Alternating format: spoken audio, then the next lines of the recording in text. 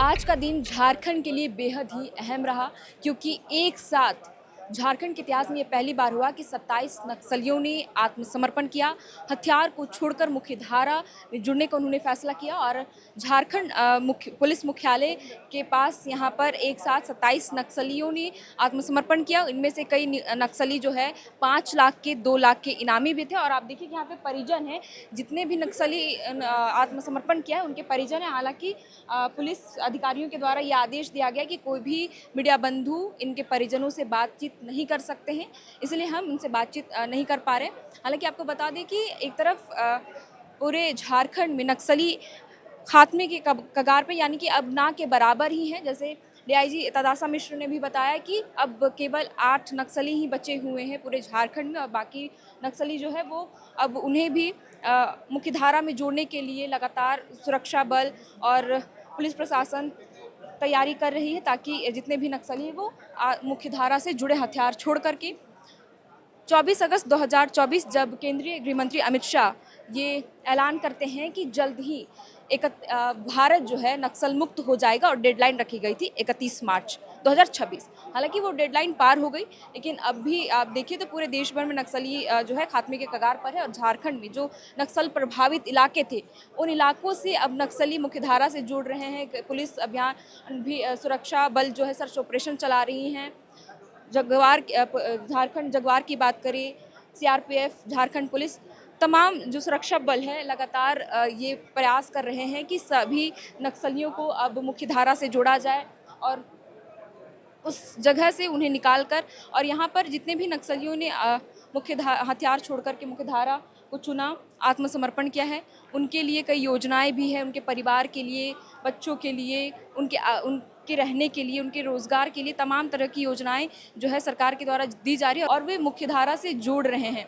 तो ये बहुत बड़ी झारखंड पुलिस के लिए आज का जो दिन था बहुत ही ऐतिहासिक भी था, झारखंड के लिए भी, और बहुत बड़ी सफलता है आप कह सकते हैं, क्योंकि एक साथ झारखंड के इतिहास में पहली बार हुआ कि 27 नक्सलियों ने एक साथ आत्मसमर्पण करने का फैसला लिया। मंच पर उपस्थित सभी वरीय पुलिस पदाधिकारीगण, यहाँ कार्यक्रम में उपस्थित अन्य सभी कलीय पुलिस पदाधिकारीगण एवं पुलिसकर्मी, आज झारखंड के लिए और झारखंड पुलिस के लिए यह एक अविस्मरणीय दिवस है, जहां हम लोग हमारे भटके हुए साथियों को, झारखंड वासियों को पुनः मुख्यधारा में स्वागत कर रहे हैं। आज स्वागत का दिन है, हर्ष का दिन है, एवं इसके साथ साथ जो बलिदान, जो अथक प्रयास एवं जो त्याग इसके पीछे रहा है उसे भी याद करने का दिवस है। मैं आज यहाँ समर्पण करने वाले 27 साथियों को स्वागत करती हूँ। उनके परिवार को मैं दिलासा देना चाहती हूँ कि जिस तरह उन्हें स्वागत किया गया है, आगे भी हम लोग उनका ख्याल रखेंगे। इस क्रम में जो भी हम लोग को स्टेप्स लेना है वो सारे हम लोग ले रहे हैं। सुनियोजित ढंग से हम लोग आगे बढ़ रहे हैं और हम लोग कोशिश करेंगे कि वर्तमान आज जितने माओवादी सरेंडर कर रहे हैं तथा जो पूर्व में भी सरेंडर कर चुके हैं, उनका सभी का जो भी आवश्यकताएं हैं अभी तक पूरा नहीं हुआ है, उसे हम लोग सुनियोजित ढंग से पूरा करने का प्रयास करेंगे।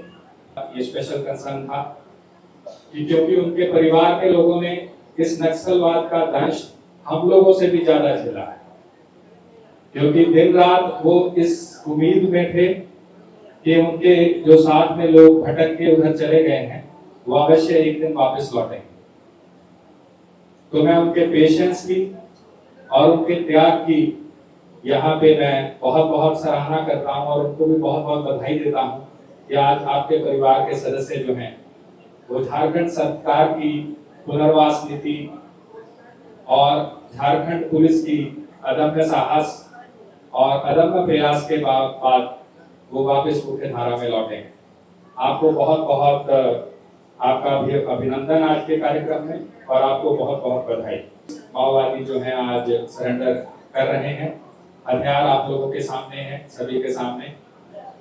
तो इसमें हम लोग चूक जाएंगे अगर हम लोग झारखंड पुलिस, कोबरा, सीआरपीएफ और झारखंड जगुआर के उन सभी सदस्यों का जिन्होंने अपना बलिदान, सर्वोच्च बलिदान, अपनी जान न्यौछावर कर दी इसलिए कि हमारे भारत की एकता और अखंडता क्षुण्ण रहे और हमारा झारखंड नक्सल मुक्त हो।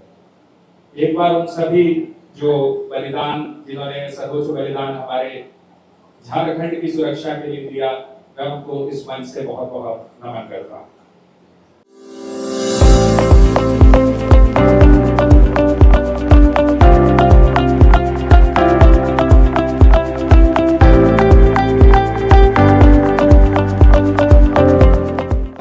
के जो जंगल है जहाँ पे माओवादियों की समस्या रही है वो निश्चित रूप से बहुत ही चैलेंजिंग रहा है। वहाँ का टेरेन, वहाँ की जो मौसम है और जिस तरीके से उस जंगल में अभियान को संचालन किया जा रहा है उसमें सारी तरीके की समस्या विभिन्न तरीके की आती है, ना सिर्फ प्राकृतिक रूप से बल्कि अन्य रूप से भी वहाँ पे जो स्ट्रेटेजिक समस्याएं आती हैं। मीडिया कर्मी के जलपान की व्यवस्था है, आप लोग बैठ जाइए। मीडिया कर्मी बैठ जाइए, उनके जलपान की व्यवस्था है। सफलता पाई गई है, ये दर्शाता है कि उनके द्वारा कितना मेहनत किया गया है। विगत कुछ महीनों में उनके द्वारा बहुत ही साहस का परिचय देते हुए एकदम बिल्कुल सारंडा के अंदर के जंगलों में जहाँ पे इनकी लगातार सूचनाएं मिलती रहती थी, जो अभेद माना जाता था, वहाँ तक पहुँचने में हम लोग सफल हुए हैं। सुरक्षा बलों के द्वारा सारंडा क्षेत्र के चारों ओर कैंप्स इस्टेब्लिश किए गए हैं, जिसके फलस्वरूप इनका सप्लाई चेन पूरी तरीके से कट चुका है। सारंडा में अभी वर्तमान में बहुत ही कम माओवाद बचे हैं। इनका भी इनके खिलाफ भी अभियान हमारी लगातार जारी है। कुछ दिन पहले भी यहाँ पर एक मुठभेड़ की घटना हुई थी चाईबासा जिला में, और निरंतर जिस तरीके से सूचनाएं प्राप्त हो रही हैं और हमसे उस पर लगातार कार्रवाई की जा रही है। मैं आशा करता हूँ कि निकट भविष्य में जल्दी ही इनका खात्मा भी कर दिया जाएगा। मैं पुनः अपील करना चाहता हूँ बचे हुए जो माओवादी हैं उनसे कि मुख्यधारा में लौटें और समाज में एक सार्थक योगदान दें। पुलिस बल के द्वारा, झारखंड जगुआर, कोबरा एवं सीआरपीएफ के द्वारा, राज्य के द्वारा आपका पुनः से इस मुख्यधारा में स्वागत करेंगे हम सब। 27 नक्सलियों में 7 नक्सली ऐसे थे जिनके ऊपर इनाम घोषित किया गया था। मैं आपको बता दूं, करण उर्फ डांगूर ये इंसास राइफल के साथ सरेंडर किया और इनके ऊपर 2 लाख का इनाम घोषित किया गया था। गादी मुंडा, इनके ऊपर 5 लाख का इनाम घोषित किया गया था और ये भी इंसास राइफल के साथ सरेंडर किया है इन्होंने। नागेंद्र मुंडा, ये भी 5 लाख के इनामी थे। रेखा मुंडा उर्फ जयंती, इनके ऊपर भी 5 लाख का इनामी था और ये वॉकी टॉकी के साथ इन्होंने खुद को आत्मसमर्पण करने का फैसला लिया पुलिस बल से संपर्क करते हुए। इसके अलावा सागिन अंगारिया, इनके ऊपर 5 लाख का इनाम घोषित था।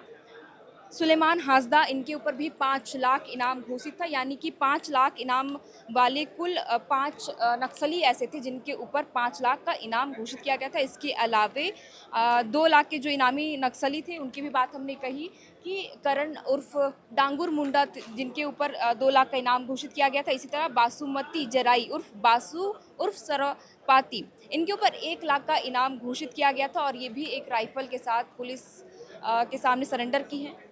तो पुलिस मुख्यालय में जितने भी नक्सली थे, 27 नक्सली, उन्हें मुख्यधारा के साथ जोड़ा गया। अब वे यहाँ पर पुलिस के सामने आत्मसमर्पण किए और इन्हें बुके और फूलों का गुलदस्ता, शॉल उठाकर इन्हें पुलिस ने मुख्यधारा के साथ जोड़ने की कोशिश की। और देखिए कि 27 नक्सली, क्योंकि ये झारखंड के इतिहास में ये बहुत बड़ा है, क्योंकि एक साथ 27 नक्सलियों ने आत्मसमर्पण किया है।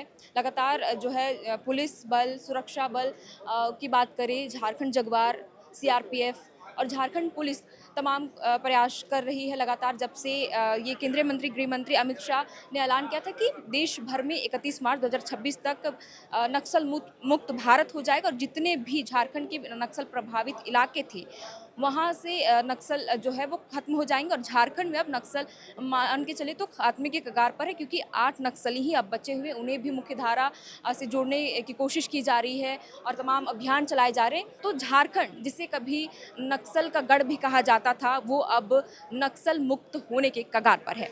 तो फिलहाल के लिए इस वीडियो में इतना ही। आप ये डीआईजी और जितने भी हम अधिकारियों से बात करने की कोशिश की, उनके बयानों को आप सुनिए, उन्होंने क्या कुछ कहा। तो फिलहाल के लिए इस वीडियो में इतना ही। आप देख रहे थे एयरना, मेरा नाम है शरतन, कैमरे के पीछे मौजूद है हमारे सहयोगी अभिषेक मुकुंद। बहुत बहुत शुक्रिया।